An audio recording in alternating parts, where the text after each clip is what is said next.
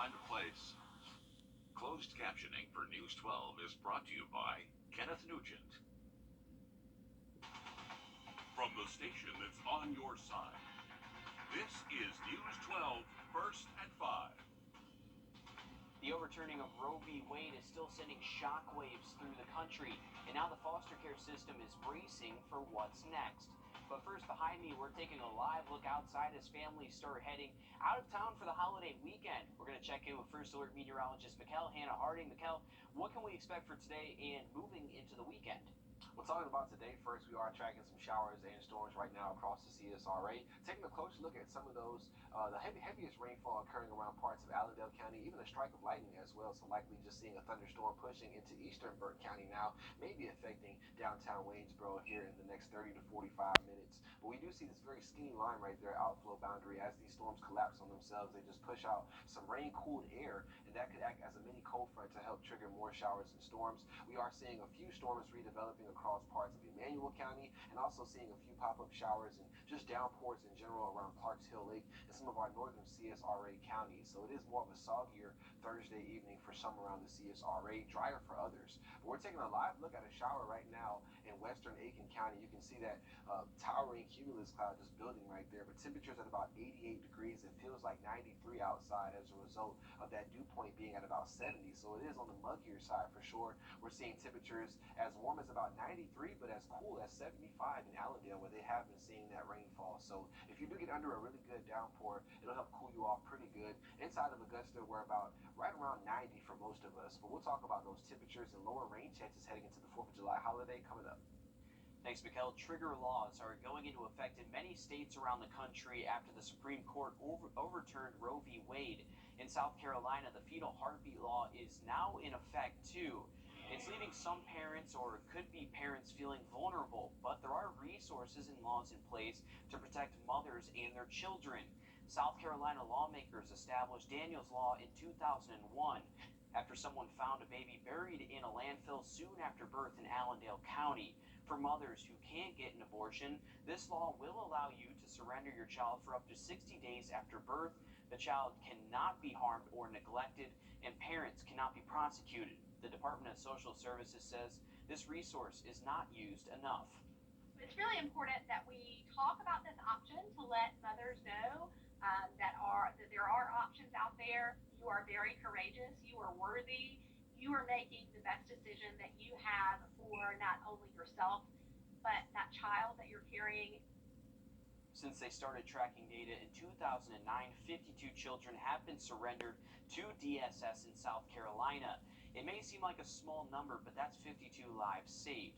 Coming up on News 12 at 6 o'clock, we're breaking down where parents can seek help for their children.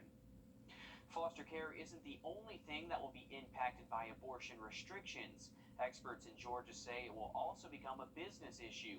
Healthcare and abortion access may influence companies and employees.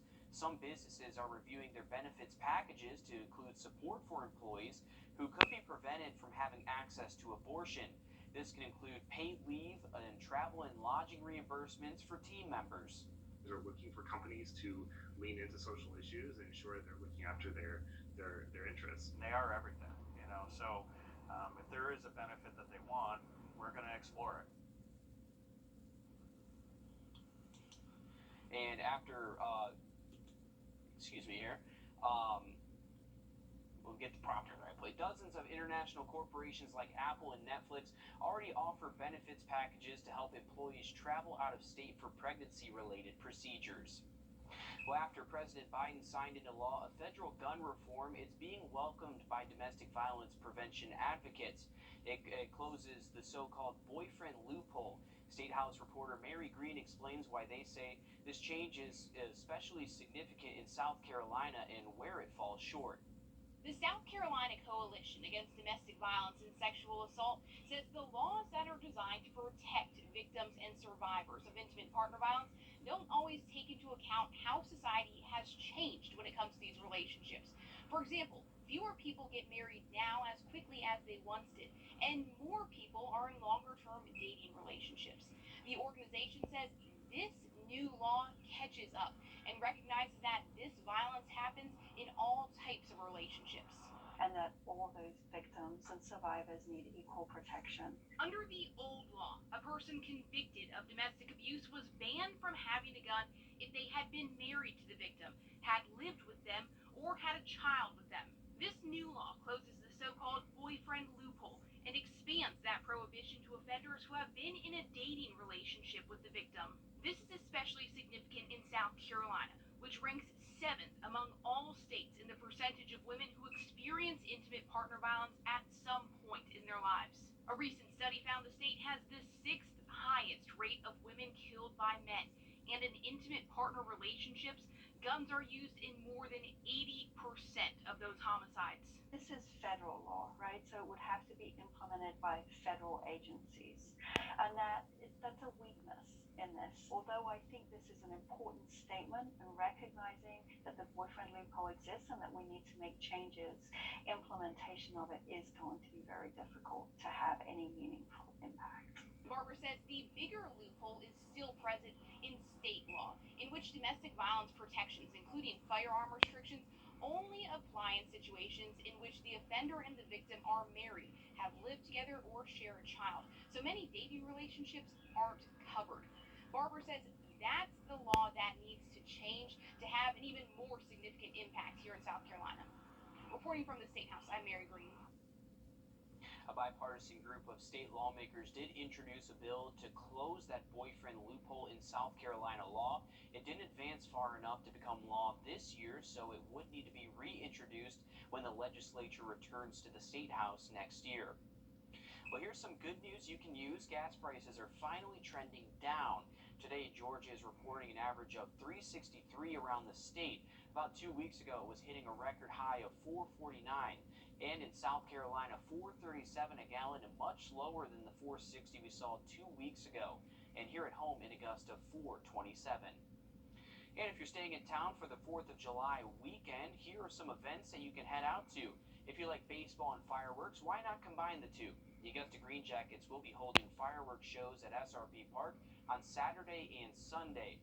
Now on Saturday is also the Friends of Clarks Hill Lake Fireworks Show. That's at the Raysville Marina in Thompson starting at 9. Or you can catch the Freedom Blast celebration at the Thompson-McDuffie Government Center.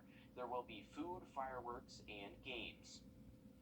Well, here's a live look at Fort Gordon's Independence Day celebration. It just started a few minutes ago and is going on until 11 tonight at Barton Field. So you still have plenty of time to head out there. It's a free event for the public, and there will be music, food, and so much more.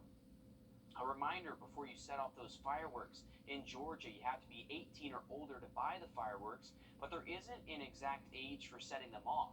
You can light fireworks all year long, but on the 4th, you can light them until midnight. And fireworks are banned on roads and highways, but also near prisons, gas stations, and healthcare facilities. And here's a live look outside over I-20. Don't forget that the Georgia DOT will be suspending lane closures. That starts tomorrow at noon all the way until 10 p.m. on Tuesday night. They want to remind drivers to be cautious as crews will still be working near highways. Well, check this out. Today, a woman from North Augusta awarded the top female cadet at the American Legion Academy.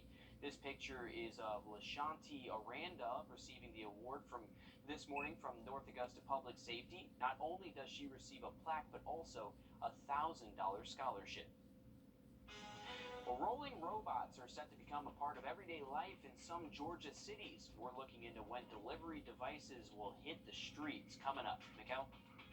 We are tracking some downpours this evening across the CSRA. Here's a live look at one across Aiken County from our Beach Island Tower Cam. We'll take a look at radar and your 4th of July holiday forecast coming up. Well, did you feel that? Some of us in Augusta felt a few aftershocks from some earthquakes outside of Columbia. It feels like more than just a few, but here's video from inside a building near where the first of the string of them had happened. The strongest quake felt in the state this year hit yesterday afternoon. It was a 3.6 magnitude quake, and they continue to happen as recently as this morning, but they were a lot weaker there, and certainly a lot of us had felt those. Mikkel, I know just 2 weeks weeks ago, you were abruptly woken up at 4 a.m.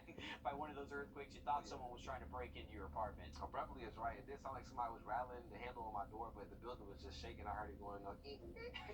So it was a different experience for sure. Absolutely. It took me a while to realize, about 10 seconds to realize what was happening. You called me on the phone on my way to work, and I was extremely concerned that it was work-related, and then you said, no, it's just an earthquake, and I was like, oh, okay, great. So at least it was that, you know. It's just crazy how these earthquakes work, because people right down the street from you may have not felt anything, and then you may have felt some shaking. So really can't explain how those seismic waves travel through the ground. I didn't go to school for that necessarily, but this is one of the strongest ones that happened yesterday around 7:03 near Lugoff, in between Elgin and McCaskill, South Carolina, off of White Pond Road. 3.6 was the magnitude for that one, and it wasn't a very deep earthquake, only 2 miles below the surface. So the more shallower that those earthquakes are, the more they are felt. I do know that much. But as far as radar goes across the southeast, we're tracking some showers and storms for your Thursday evening. A close look around the CSRA, you can see those scattered showers and storms across the CSRA. Some of that heaviest activity now working its way into parts of Barnwell and Burke County, out of Allendale County. Still seeing a pocket of heavier rainfall in between Summertown and Swainsboro. Some lighter rainfall across Screven and Jenkins County. Now seeing even a downpour popping up around I-20. We saw that when we did take a live look out there not too long ago. And then we are seeing some more isolated to widely scattered showers and storms across northern parts of the CSRA. But as this outflow boundary does continue to travel through the CSRA, we could see a few more showers and storms begin to pop up. But here's a look at a downpour in Aiken right now from our Beach Island tower camera. You can see that rain shaft below that cloud right there. Temperatures at about 88 degrees, but it feels like 93 with that dew point at 70 and a southeast wind at 8 miles per hour, just pumping in more moisture for us this evening. As far as temperatures go, 75 in Allendale. They've seen a good bit of rainfall for your evening already. 91 though as we head up to places like Edgefield and Lake Thurman, and we are seeing most of us around 90 in between Aiken, Augusta, and parts of southern Columbia County. Low temperatures for tonight should be right around 70 as you wake up for tomorrow morning. You do want to watch out for some areas of dense fog as you're heading towards work, or if you have any early morning commuting plans going into the holiday weekend. We are expecting the potential for some areas of dense fog to develop, and as we head closer to about 9 a.m., it looks like that fog threat should be less for us. As far as your forecast for your Friday, we are tracking the chance for some scattered showers and storms once again, and even maybe a few isolated showers and storms before midday, not completely ruled out for tomorrow. As we head towards the holiday weekend, the forecast does continue to improve heading towards the 4th of July on Monday. We're talking about lower rain chances for Sunday, very isolated for Monday, and high temperatures back to more of a seasonal feel in the low 90s, so some good pool weather right there. As far as the drought monitor, we could use the rainfall, though. We're seeing severe areas of drought popping up across the region, and the majority of the CSRA now in a moderate drought. But as far as rainfall chances for this evening, we'll keep those in the isolated to widely scattered side through about midnight, and then overnight to tomorrow. Pretty dry, but again, an isolated shower can't be ruled out before midday, but that scattered activity does continue to happen as we head towards tomorrow afternoon and evening. A low-level flash flood risk for tomorrow, so some good news there. Not any widespread flooding concerns with those rain chances for your Friday, but looking drier for the 4th of July, and high temperatures next week each day in the low 90s. Thanks, Mikel. You can start seeing more robots on the streets and sidewalks here in Georgia. House Bill 1009, which deals with personal delivery devices or robotic delivery devices, passed back in April and officially goes into effect tomorrow. Sam Bowman takes a look at what this means for your deliveries. It's effective July 1st, and it's House Bill 1009, and it pertains to robots. Yes, robots will be amongst us. Those robots? Personal delivery devices, similar to the ones currently in use at Georgia Southern. I actually think it's kind of exciting. While this bill paves the way for them to hit the pavement, it doesn't come without restrictions. They cannot be used on highways with speed limits greater than 45 miles per hour. That, along with limiting their speed to 20 miles an hour in bike lanes and 4 miles an hour on sidewalks. I feel like there's positives and negatives.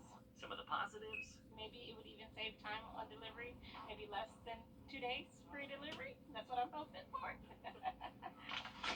On the other side, I think people need to deal with people, and robots are not people, and they never will be. so yeah, it's given people a lot to consider. Never thought I'd have to think about that before. That's exactly why Councilwoman Williams wanted that information out there.